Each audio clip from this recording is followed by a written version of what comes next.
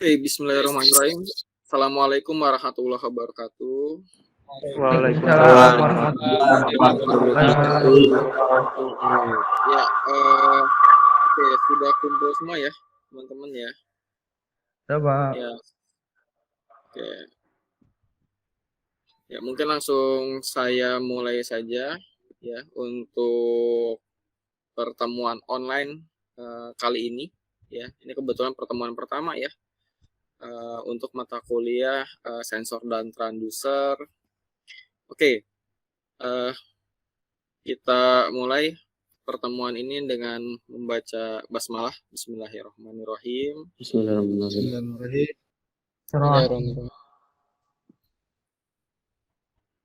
Oke ya, teman-teman tolong pastikan sebelum kita lanjut tempat teman-teman melaksanakan mata kuliah online ini, ya perkuliahan online ini sudah nyaman ya. Jadi pastikan sambungan kabel terminal listrik itu aman, tidak membahayakan ya.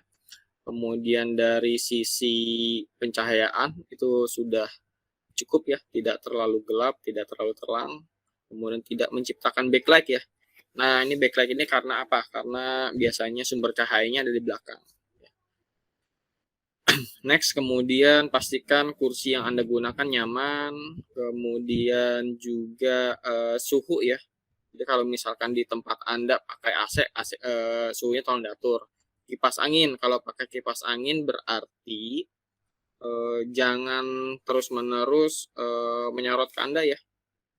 Ya, seperti mungkin tidak nyaman juga kalau tersorot terus, gitu ya. Oke, kemudian pastikan juga sebenarnya saya tidak ingin ada hal-hal yang tidak diinginkan ya.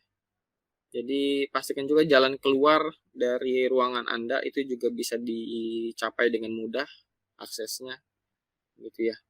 Ya, pintu, jendela dan sebagainya. Oke, itu ya. Nah, sebelum mulai saya coba akan share screen dan kita kenalan dulu kali ya. Kita kenalan dulu. Oke. Saya coba share screen.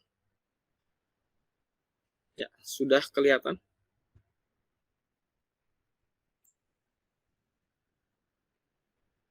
Sudah terlihat? Sudah, Pak. Sudah, Pak. Ya. Mata kuliah yang akan kita jalankan dalam satu semester ini yaitu sensor dan transducer. Ya. Ya, kita kenalan dulu ya. Ya, perkenalkan nama saya Solihin. Saya dosen di Prodi Teknik Elektro Universitas Pamulang. Teman-teman bisa panggil saya Pak Lili ya. Kemudian yang saya tampilkan di slideshow ini ada email saya, email resmi ya. Ya. Ini domainnya Unpam, dosen 00860@unpam.ac.id. Kemudian di bawah ada nomor kontak saya, nomor handphone sekaligus Anda bisa hubungi saya via WhatsApp, Telegram ya 085772209647. Oke, untuk saat ini saya mengajar di Unpam kurang lebih sudah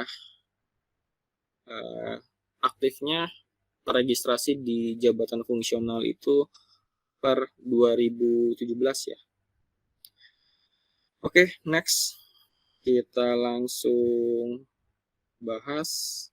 Nah, saya awali dengan komponen penilaian ya, teman-teman ya. Jadi untuk mata kuliah ini supaya transparan ya, saya perlu menyampaikan Anda sensor transducer itu kan 3 SKS. Maka untuk kehadirannya itu ada 18 kali ya. 18 kali ini sebenarnya sudah termasuk UTS UAS. Nah, bobot kehadirannya kurang lebih 10% ya, berdasarkan aturan yang kampus sudah tetapkan. Jadi kalau misalkan Anda hadir terus, itu baru dapat skor 10 tuh, ya. Itu ya, baru dapat 10 bagian gitu ya. Skor 10 bagian. Kemudian untuk komponen kedua yaitu tugas, itu bobotnya 20%. Ya. Jadi kalau misalkan Anda dapat nilainya 80, berarti nilainya berapa kira-kira untuk tugas? Kalau nilai tugasnya 80 ya. Kira-kira nilai tugasnya berapa? 15. 16 ya, 80 kali 0,2 ya. Oke, good ya. Kemudian untuk UTS itu 30% dan terakhir UAS itu 40% ya. Dengan catatan bahwa bila salah satu komponen ini Anda tidak melaksanakan, itu otomatis jadi walaupun UAS-nya misalkan dapat 100 nih, UTS-nya 100 tapi nggak ngumpulin tugas, tidak mengumpulkan tugas, maka dapat skornya tetap berapa? Tetap 0 ya, karena by system gitu. Oke ya, bisa dipahami ya teman-teman ya. Bisa, Pak. Next, berikutnya, nah ini ada beberapa pembahasan untuk di di pertemuan pertama ini ya. Oke, pertemuan pertama kita bahas apa sih? Definisi dan karakteristik ya. Ini kan pertemuan pertama nih. Jadi kurang lebih dalam 40 menit ke depan kita akan bahas mengenai definisi dan karakteristik. Definisi dan karakteristik dari apa? Dari transducer dan sensor ya. Sebenarnya sensor itu bagian dari transducer. Gitu. Nanti kita bahas. Oke.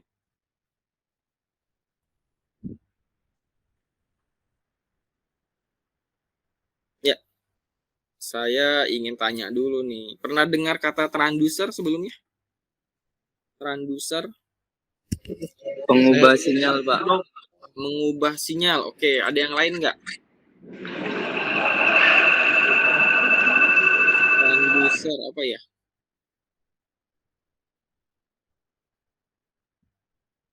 Oke, saya ganti sekarang pertanyaannya. Pernah dengar sensor? Sensor Pernah, mengubah besaran fisik jadi besaran elektrik. Iya, oke. Itu definisinya ya. Kalau contohnya aja deh, sensor contohnya apa sih? Sensor Sensor gerak, temperatur, sensor sensor cahaya. titik. Oke, saya tanya dulu deh. Ada nggak sensor untuk mendeteksi apa? Mendeteksi gerak? Ada, Pak. Ada, Pak. Ada. Ada, Pak. Biasa di kamera. Ya. Nama sensornya? Sensor gerak. Ya, apa? Sensor apa? Sensor proximity, Pak. Proximity switch, Pak. Oke, kalau proximity switch lebih ke objek biasanya ya. Ya. Iya, Nah, Pak. itu bisa digunakan untuk sensor gerak juga seperti itu. Cuma lebih umumnya biasanya banyak juga yang menggunakan sensor PIR ya. Pernah dengar sensor PIR? Pernah, Pak. Sensor yang buat speed ya. Ya, PIR itu pasif infrared ya, bentuknya setengah bulatan ya. Ada bagian seperti kubahnya. Itu sensor PIR ya. Kemudian kalau sensor suhu, ada yang tahu jenisnya? Mungkin pernah dengar sebelumnya. Sensor RTD, Pak. RTD, oke, betul, good. Apalagi? TC, Pak. Apa? 100, Pak. TC, Pak. Nah, betul. Apalagi? Ada lagi nggak?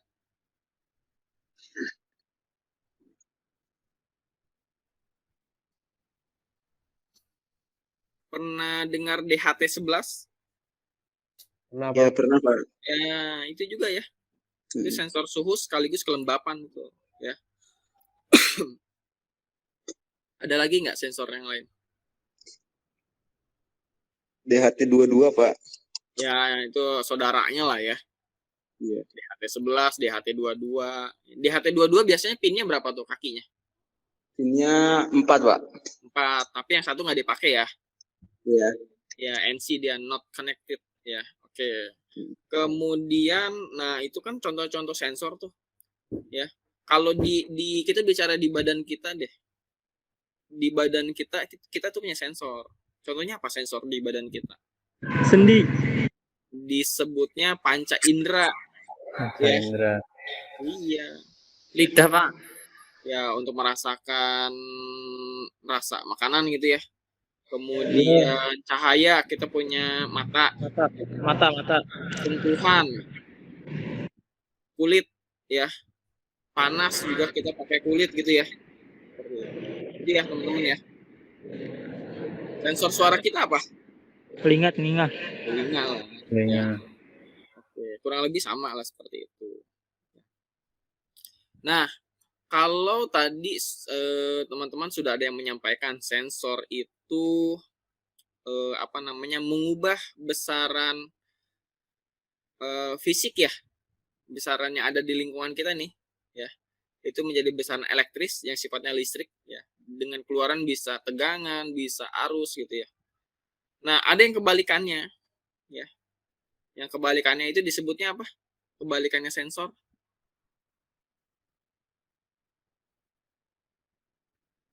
Ada yang tahu?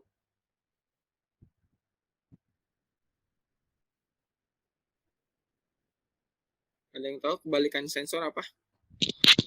Nggak tahu, Pak. Nggak tahu. Oke, kebalikannya namanya aktuator, ya. Namanya apa? Aktuator yang mengubah besaran listrik menjadi besaran fisik, ya. Contoh, ada yang sering pakai earphone nggak? Earphone. Iya, Pak. Earphone pakai, Pak. Ini kan biasanya kamu tuh generasi Y atau generasi Z nih?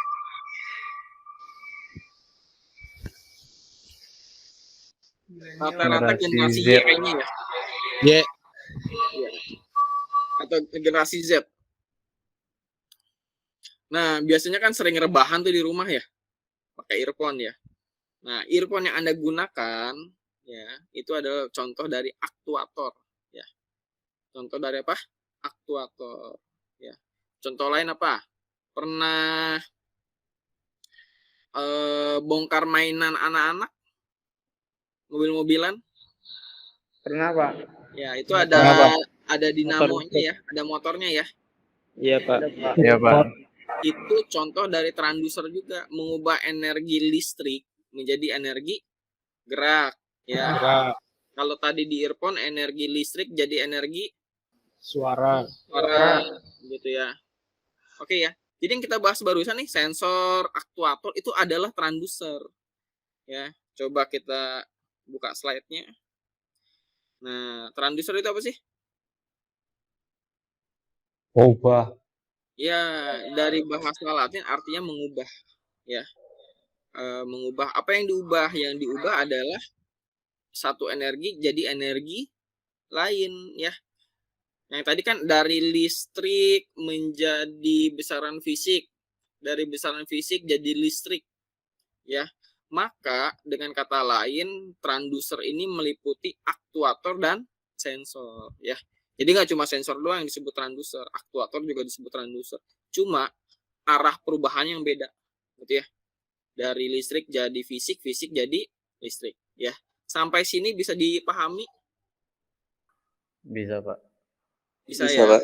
Pahami ya. Apalagi zaman sekarang nih. Coba deh teman-teman perhatikan deh.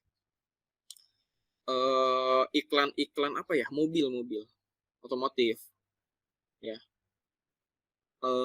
Perhatikan bahwa mobil-mobil sekarang itu teknologinya sudah canggih. Kemudian sudah banyak sensor-sensor yang digunakan ya. Contoh, kalau ada kendaraan di depan atau objek yang semakin dekat sementara kita kecepatannya tidak turun, maka yang terjadi adalah mobil itu kemudian mendeteksi dan melakukan apa? Pengereman otomatis ya. Otomatis. Secara bertahap ya. Bahkan sudah ada mobil yang self driving ya.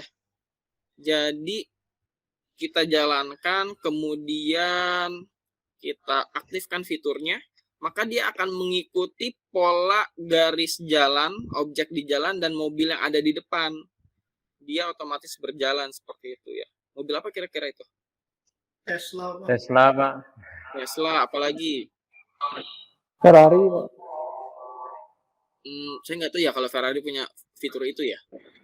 Hyundai, Pak. Hyundai ada ya? Avanza ada nggak, Pak ya? Avanza ada. Porsche, Pak. Porsche. Kan ada yang terbaru itu, Pak. Mobil yang terbaru tuh. Ya, yang terbaru saya nggak tahu fiturnya ada apa enggak gitu ya. Nah, yang saya Expander tahu Pro. Tesla memang CTRS, ada. Pak. Produk HPM, Pak. Ya, kemudian Wuling Almas ada ya? Wuling. Ya. Kalau sebelumnya Ford yang teknologinya lumayan banyak waktu itu dibenamkan ini sensornya ya. Sampai bisa parkir sendiri kan? Tesla. BMW. Ya, BMW apalagi lah. Oke ya, teman-teman Honda paham City ya? RS, Pak. Ya, itu juga. Oke, paham ya sampai sini ya? Definisi transducer, kemudian apa? Kemudian pembagiannya ya antara aktuator dan sensor gitu ya. Oke, next. Nah, transducer sendiri sebenarnya kalau dari energinya itu dibagi dua ya. Ada yang pasif, ada yang aktif ya. Kalau yang pasif itu mendapatkan energi dari luar. Kalau yang aktif bekerja sendiri ya. Ya, bekerja sendiri tanpa tambahan energi ya. Seperti itu. Kalau pasif contohnya apa? Ada yang tahu nggak?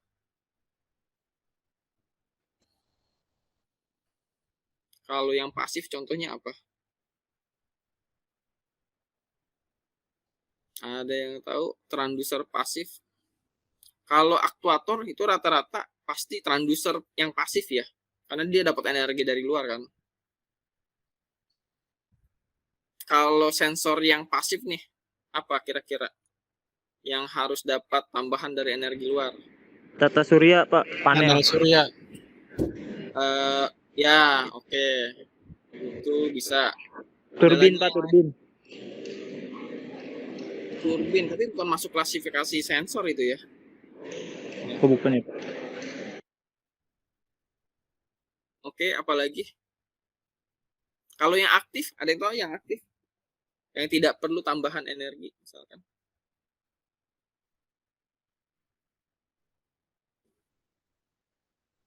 Air raksa, Pak. Aki. Ya, sebentar. Kita bicara sensor sih sebenarnya ya. Kita bicara sensor.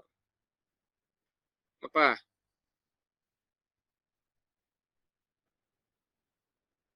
Oke, yang tadi kamu sebutkan tuh DHT11, sensor PIR, ya. Itu transducer aktif sebenarnya. Ya, sensor aktif. Ya.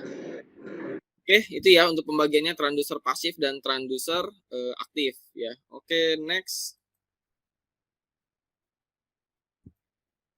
Ya, untuk faktor transducer sendiri, teman-teman, itu kita bedakan sebenarnya mappingnya ya, itu ada 6 ya. Ada dari kekuatan, linearitas, stabilitas, tanggapan dinamik yang baik, repeatability, dan harganya ya. Kok ada harganya Pak? Ya ini nanti sebenarnya lebih ke apa? Ketika kita akan membuat sebuah produk gitu ya, seperti itu. Entah dalam bentuk prototype ataupun yang sudah jadi ya. Oke, yang pertama kekuatan ya. Kekuatan di sini maksudnya teman-teman. Jadi kalau misalkan kita gunakan sensor, ya, contoh deh sensor suhu, itu ada rentang suhu tertentu yang bisa kita gunakan. Ya. Jadi nggak bisa nih satu sensor digunakan untuk semua suhu, nggak bisa juga, gitu ya. Kalau suhunya terlalu tinggi, bukan tidak mungkin sensornya yang rusak, gitu ya. Dan untuk sensor suhu itu ada sensor yang kontak dan non kontak ya. Kalau sensor yang non kontak contohnya apa? Alatnya apa?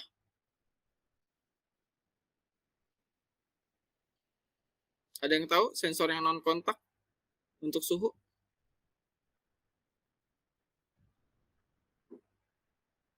Ya, teman-teman kalau misalkan masuk gedung itu pakai apa? Termogan kali, Pak. Ya, termogan itu kan non kontak gitu. Ya. Kamu bayangkan kalau misalkan harus kontak pakai termometer biasa yang dimasukin kemana? Ketek, Pak. Iya, wah nggak mungkin itu, ya.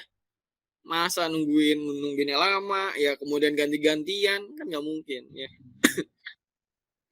Maka pakai apa? Iya, Pak. Belum yang bajunya panjang gitu nggak mungkin, ya. Maka pakai apa? Termometer yang non kontak, gitu ya seperti itu. Dan sama yang lain-lain juga, ya. Sensor-sensor yang lain itu punya karakteristiknya sendiri. Artinya gini, kekuatannya itu disesuaikan juga. Ya. Tidak satu sensor buat semua kondisi ya, untuk semua suhu gitu, atau untuk semua beban gitu ya, enggak ya. Yang kedua linearitas ya. Ada yang tahu nggak nih linearitas maksudnya apa? Linearitas maksudnya apa? Ada yang tahu? Oke, linearitas itu maksudnya gini. Contoh di sensor suhu LM35 ya. Itu kan untuk membuat perubahan 1 derajat butuh 10 milivolt ya.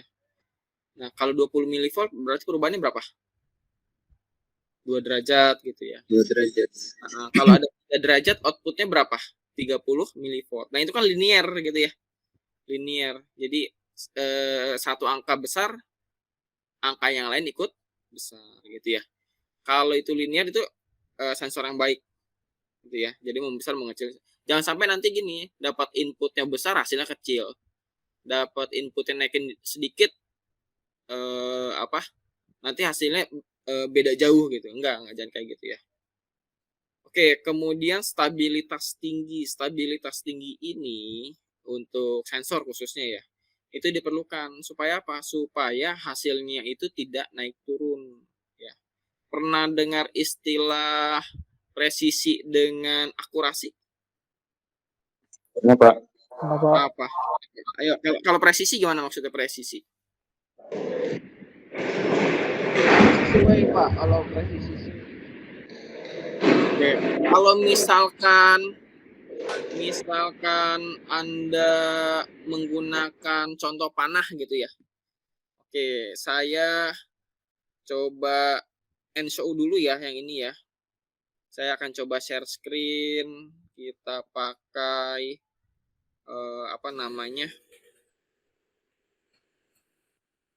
saya pakai papan tulis virtual ya. Papan tulis virtual. Oke, sebentar saya sedang siapkan. Akurasi dengan presisi ya, teman-teman ya.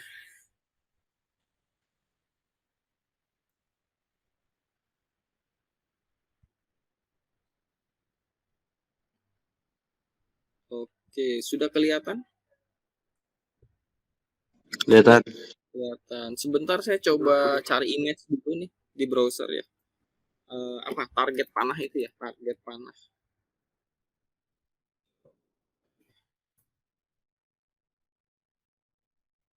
Gambarnya aja, gambarnya ya.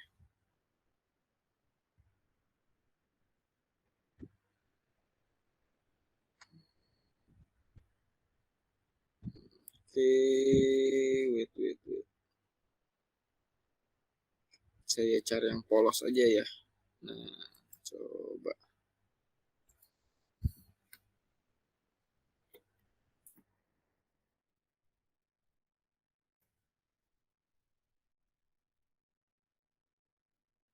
Oke, coba kita masukkan.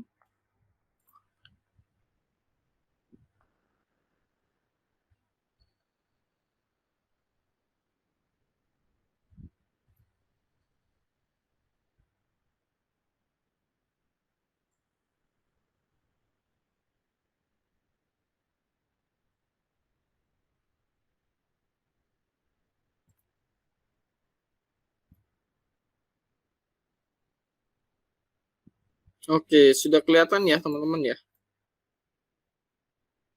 Sudah kelihatan? Sudah Pak. Ya, kalau akurasi, presisi, kita bahas presisi dulu deh. Presisi itu kayak gimana ya presisi? Tepat dari gambar itu sih Pak, sudah memenuhi ukuran sudut kanan atau kirinya gitu Pak.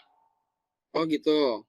Kalau misalkan saya memanah hasilnya presisi tapi nggak akurasi, itu gimana? Presisi tapi tidak akurasi. Presisi.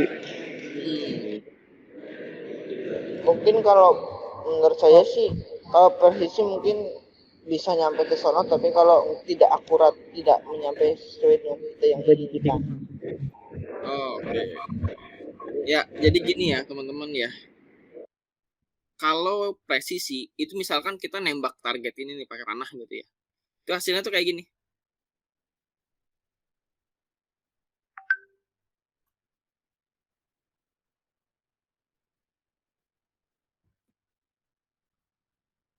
Nah, hasilnya ngumpul di pinggir misalkan gitu ya. Ini namanya apa? Presisi, Pak. Presisi berubah ya. Kalau hasil pengukuran misalkan 3,125, hasil berikutnya 3,127, 3,126 gitu ya, 3,128 itu presisi itu. Ya. Tapi tidak akurasi ya. Kalau akurasi itu akurat ya. Artinya kan target kita di tengah ya. Betul, Pak. Ya, Pak. Tapi dia nggak ke tengah. Di sini. Di sini tapi mengarah ke target gitu. Tapi nilainya jauh, ya kan? Misalkan targetnya 20, hasilnya berapa? 17, 22, 21 gitu ya. Nah, ini akurasi ya. Nah, kalau akurat dan presisi gimana? Akurasi dan presisi gimana? Di tengah semuanya, Pak.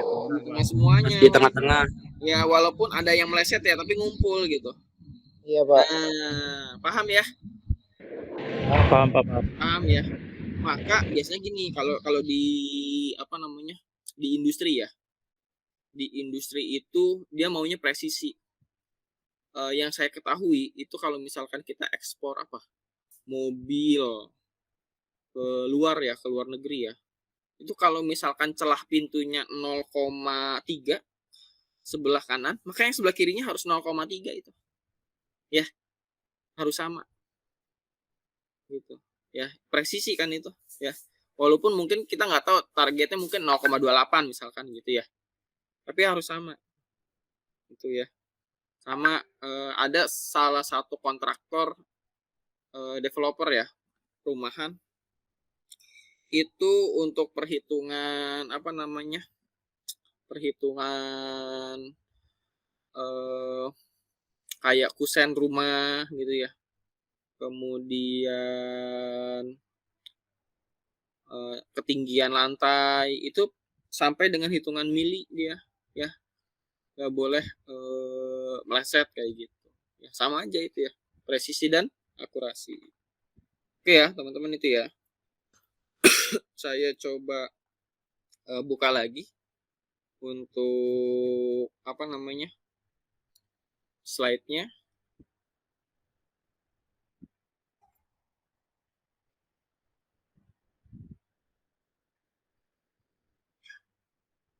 Oke, tadi slide-nya sampai mana ya? Sampai karakteristik ya, kita bahas ini ya. Oke, karakteristik berikutnya yaitu tanggapan dinamik yang baik ya. Ini apa sih maksudnya? Jadi, kalau diberikan respon ya, ini terkait time respon sebenarnya. Kalau diberikan respon itu nggak lama ngasihnya. Ya, ngasih outputnya. Jangan sampai nanti sensor itu kalau diberikan respon, pertama nih, diberikan respon dia langsung keluarnya outputnya cepat gitu. Respon kedua masih cepat, respon ketiga lama sekali gitu. Nah, itu kurang baik ya. Karena yang bagus itu adalah waktu responnya stabil ya. Jadi diberikan waktu responnya itu juga cepat keluar outputnya ya. Jadi kalau terlalu lama bahaya ya. Contoh sensor parkir ya, proximity ya. Kalau misalkan error ya. Misalkan Anda ingin parkir, jaraknya udah dekat, tapi hasilnya keluarnya lama. Apa yang terjadi? Nabrak. Keburu nabrak ya. Seperti itu. Bahaya itu ya. Atau pakai sensor suhu ya buat di dapur. Dapurnya udah kebakaran. Sensornya tidak merespon ya keburu kebakaran gitu ya. Itu ya. Jadi waktu responnya juga ya, tanggapannya tuh harus bisa merespon dengan baik. Kemudian repeatability, repeat ya, dari kata repeat ya. Itu artinya teman-teman juga harus memastikan bahwa sensor ini bisa melakukan perhitungan berulang kali dengan baik gitu ya. Jangan sampai nanti hasilnya ada yang tidak sesuai gitu ya. Nah, maka ini juga perlu sebenarnya ketika melakukan kalibrasi ya. Uji kalibrasi itu kan diambil beberapa kali ya, dengan parameter yang berbeda tentunya ya. Untuk apa ya? Untuk menentukan bahwa ketika sensor ini digunakan apakah hasilnya masih bagus ya, repeatability-nya juga masih bagus seperti itu ya. Jangan sampai nanti diuji cuma sekali bagus tapi diuji lagi hasilnya kurang baik gitu ya. Terakhir yaitu mengenai harga. Nah, ini sebenarnya ketika Anda sudah mulai memberikan perhatian untuk membuat prototype ya, apalagi sudah mass production ya. Sudah produksi massal ya. Itu tentu harga akan sangat berpengaruh. Ya, seperti itu. Ya, kalau makin bagus sensornya ya makin mahal, makin akurat ya. Makin rentangnya makin jauh ya makin mahal juga nanti sensornya ya. Kurang lebih ya memang ada harga ada rupa ya, seperti itu. Oke ya, jadi kurang lebih penggunaan transducer baik itu sensor maupun aktuator ada 6 hal yang perlu kita perhatikan. Faktor ke-6 mungkin bukan faktor teknis ya. Yang faktor teknis itu 1 sampai 5 teman-teman. Ya, itu yang perlu diperhatikan. Oke, berikutnya ya. Nah, ini sensor yang tadi sempat kita bahas di awal ya. Ada thermocouple, kemudian LDR ya. Kalau akselerometer untuk apa? Ada yang tahu nggak? Ada yang tahu? Akselerometer untuk apa? Kecepatan ya Pak? Ya, untuk apa? Untuk kecepatan bisa, betul. Juga bisa untuk mengukur apa? Kemiringan ya. Ya. Bisa untuk mengukur kemiringan, ya. Ultrasonic sensor untuk apa ini? Ultrasonic untuk apa, teman-teman? Sensor gerak bisa, Pak. Digit. Untuk sensor apa? Suara, Pak. Ultrasonic. Jarak, Pak. Jarak, betul ya. Nanti dia mengeluarkan gelombang suara. Kemudian terpantul ya. Kalau di kapal itu sonar, seperti sonar ya. Terpantul, nanti dia akan baca tuh ya jaraknya berapa. Boleh tahu gelombang suara kecepatannya berapa? Ada yang masih ingat? Fisika 1 ya ini ya. Gelombang suara ada yang masih ingat kecepatannya? Kecepatan rata-rata deh. Berapa? Satuannya Pak. Iya, satuannya berapa? Kan kalau cahaya Anda tahu nih sering banget ya. 300.000 km per detik itu cahaya tuh ya, kecepatan cahaya. Jadi kalau misalkan anggaplah Jakarta Surabaya anggaplah 1000 ya. 1000. Walaupun sebenarnya berapa ya? 800 kalau nggak salah ya. Anggaplah 1000 gitu. Artinya kalau cahaya menempuh Jakarta Surabaya bolak-balik itu dia bisa bolak-balik Jakarta Surabaya dalam 1 detik 150 kali. 1 detik ya. 1 detik 150 kali. Jakarta Surabaya Jakarta. Itu kan baru 1 tuh. Nah, ini dalam 1 detik 150 kali. Itu ya, itu kecepatan cahaya. Nah, pertanyaan saya, kecepatan suara. Yang gelombang suara berapa? 3 meter per detik, Pak. Oke, kurang lebih 340 meter per detik ya, teman-teman ya. Oke.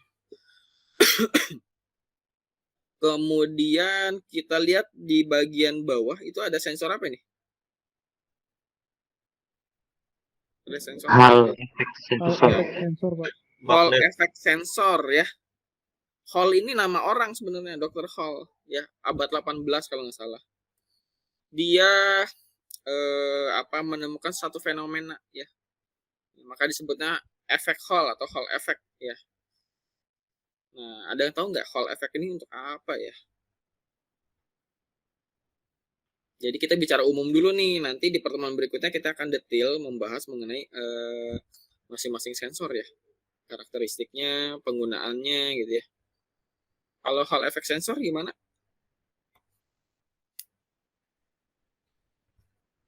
Suhu ya, Pak. Gimana? Oke, teman-teman, Hall effect sensor ini biasanya digunakan di salah satunya adalah sensor aliran air, aliran fluida ya. Hall effect sensor ini untuk flow meter.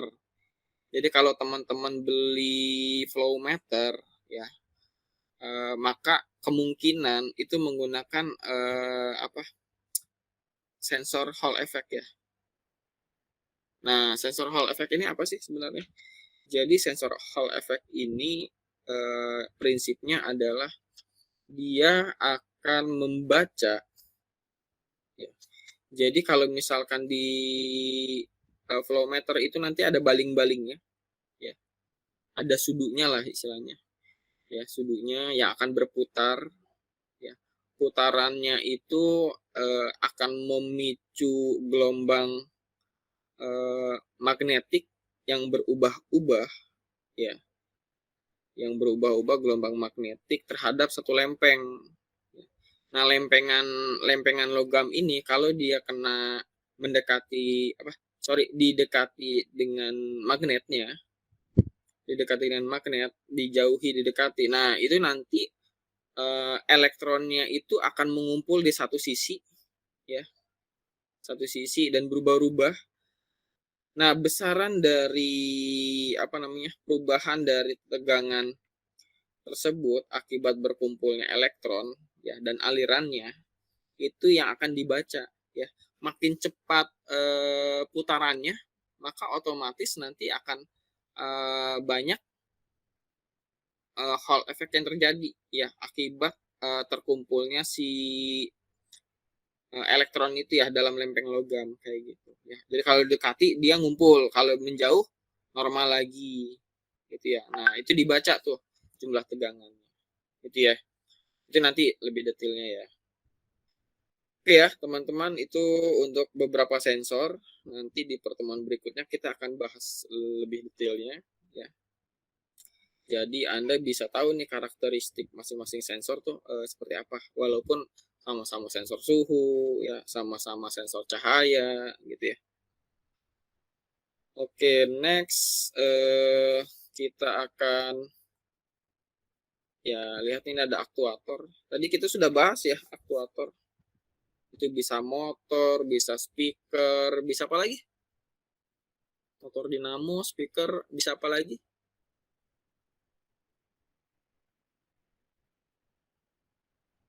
Silakan teman-teman, mungkin ada yang lain selain yang di awal tadi kita sudah bahas. Kalau gerakan motor gitu ya, gerakan motor. Kalau suara speaker. Ada tidak yang bisa menghasilkan cahaya? Lampu. Ya lampu lah ya. Itu aktuator sebenarnya ya. Ada tidak yang bisa menghasilkan panas? Kompor. Kompor induksi, Pak. Setrikaan, Pak. Kalau kompor agak ambigu karena ada yang pakai gas gitu ya. Kecuali Betul, Pak. nyebutnya apa? Kompor listrik. Kompor listrik. Karena kita bahasannya dari listrik jadi fisik ya besarannya. Oke, yang lainnya Anda bisa amati dari lingkungan Anda ya. Itu aktuator, jenis-jenis aktuator.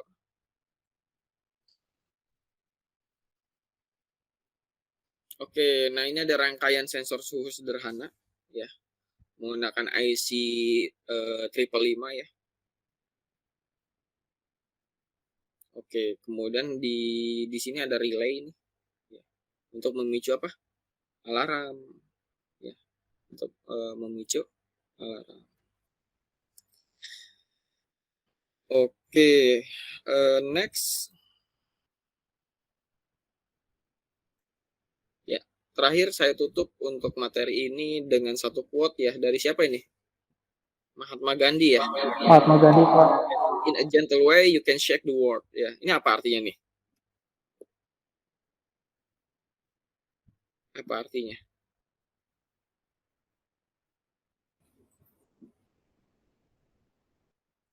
Ya, ada yang tahu artinya? In a gentle way you can shake the world. Apa? Berani. Ya, dengan keberanian kita bisa mengguncang dunia. Iya. Shake itu mengguncang ya. Kak, ya. Handshake, jabat tangan. Gitu kan, kalau kita jabat tangan kan agak diguncangkan kan? Seperti itu ya. Oke. Ya. Ya, sampai sini penyampaian pertemuan 1 dari saya. Silakan kalau ada pertanyaan teman-teman. Ini masih pengantar aja ya. Masih pengantar. Silakan kalau ada pertanyaan.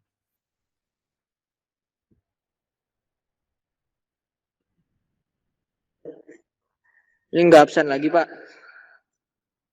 Oke, untuk absen karena ini online learning, Anda bisa isi di meeting chat ya, karena ini juga direkam. Oke, Pak. Siapa? Oke, sampai sini sudah paham ya mengenai apa? Sensor dan transducer ya. Ya, Pak.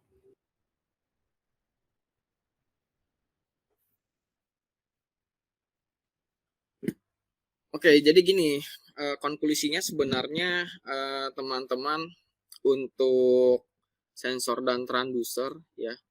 Ini menarik karena apa? Karena dengan penggunaan sensor dan transducer kita bisa mengontrol ya. Bisa mengontrol, menghubungkan antara lingkungan sekitar dengan sistem, dengan perangkat yang kita buat. Gitu, seperti itu ya. Nah, apalagi kalau sekarang itu jauh lebih menarik.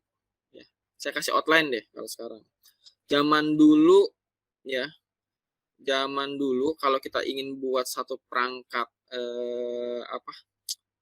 yang menggunakan sensor, kita harus buat apa? Kita harus buat perangkatnya dari awal ya. Membuat sinyal conditioningnya, rangkaian untuk mengatur sinyal output dari sensor. Kalau misalkan tegangan arusnya terlalu kecil, itu kita harus kuatkan kan, harus dibesarkan ya. Kalau enggak nanti nggak kebaca ya. Kan ukuran keluarannya belum tentu besar. Kadang ada yang cuma 10 milivolt, itu kan kecil. Ya, maka perlu sinyal conditioning diperbesar kayak gitu. Itu ya. Dan satu rangkaian hanya untuk satu fungsi ya. Beda dengan sekarang. Teman-teman pernah dengar Arduino? Dengar, Pak. Dengar. Nah, menggunakan board microcontroller, entah itu Arduino ya, atau yang mini komputer ya, Raspberry gitu ya, atau produk yang lain ya. Kalau dulu pakainya microcontroller aja ya, nanti sistem minimumnya bikin sendiri ya. Kalau sekarang kan Arduino boardnya sudah ada tuh, sistem minimumnya sudah ada ya, mikrokontrolernya sudah termasuk di dalamnya. Anda tinggal pakai dan bisa plug and play ya, tinggal pasang, tinggal gunakan ya. Kodenya, sketchnya bisa diubah-ubah. Kalau zaman dulu satu perangkat satu ini aja ya, satu kegunaan ya. Kalau ingin digunakan dibongkar dulu gitu, benar-benar dibongkar ya. Kalau sekarang Anda bisa membongkarnya pun gampang, plug and play dari apa? Dari pin-pinnya aja. Ya. Dan tidak harus langsung disolder juga, bisa pakai breadboard ya. Kemudian sekarang ya yang menjadi tulang punggung industri revolusi 4.0 itu ada IoT. Ya. Wahyu, IoT kepanjangannya apa Wahyu? IoT. Apa Wahyu?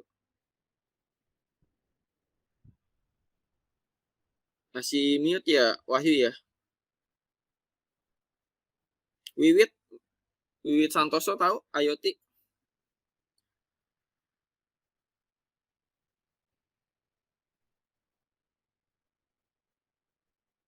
Internet of Things, Pak. Oke, ya. Internet of Things. Ya, good. Nah, ini memang perkembangan selanjutnya ya. Dan ini perlu saya sampaikan di pertemuan pertama ya, teman-teman ya. Jadi kalau misalkan Anda dengar Internet of Things, apa sih yang dihubungkan? Things yang dihubungkan ya.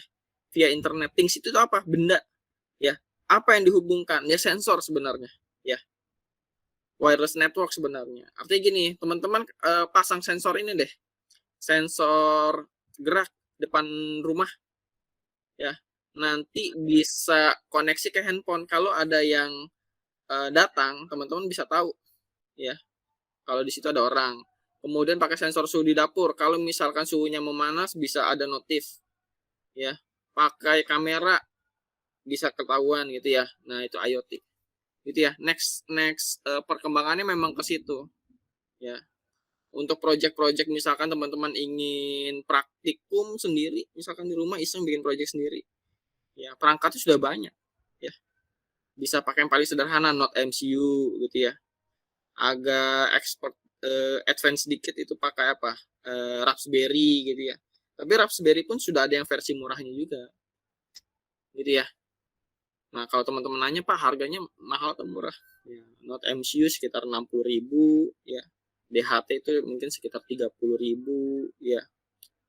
DHT itu 15.000 kalau nggak salah. Ya, seperti itu ya. Beli apa yang lain-lain juga masih murah lah. Itu bisa dikerjakan untuk misalkan Anda iseng ya, kemudian project sendiri.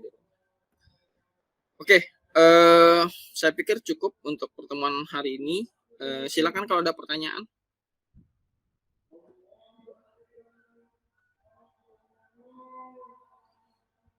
Oke, kalau tidak ada pertanyaan, ya saya harap teman-teman bisa memahami semua ya.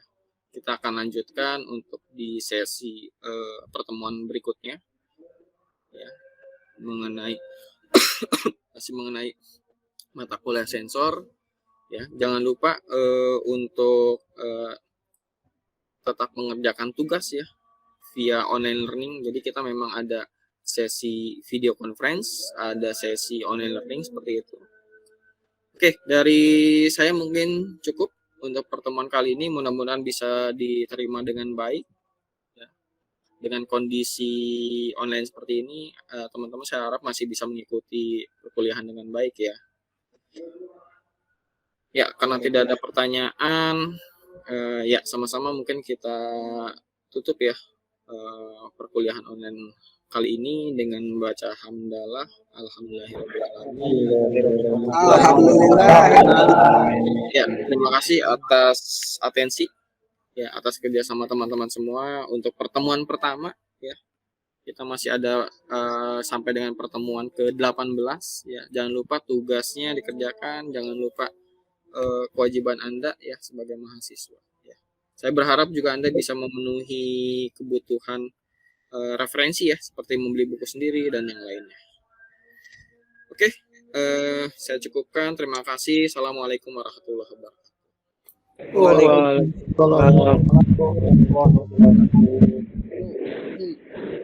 Izin live, Pak. Makasih ya, Pak. Ya, oke. Ya, makasih ya. Makasih, Pak. Ya. Makasih, Pak. Terima kasih, Pak. Terima kasih, Pak.